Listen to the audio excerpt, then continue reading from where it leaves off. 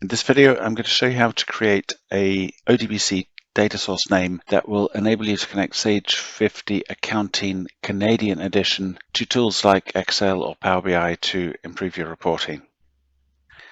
The first thing to understand is that Sage 50 Accounting Canadian Edition is a 32-bit application, so you will therefore need to create a 32-bit ODBC Data Source Name.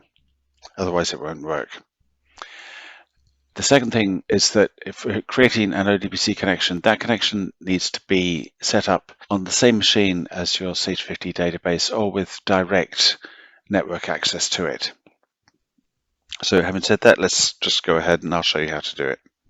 So if we open up the ODBC data source as 32-bit, and we can create a user DSN or a system DSN.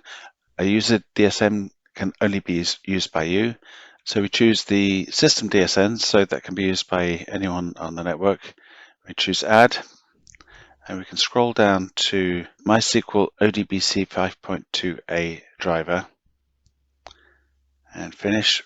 We give it a name, and I recommend include Sage 50 in the title, not the version of Sage 50, and otherwise we'll have to update this when we update Sage 50. And I recommend we also include the company name, so let's call it MyCo for the purposes of the demo.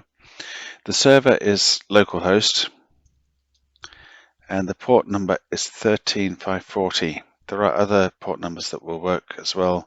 There's a range of them that will work, but this is the default, and I recommend that we use this.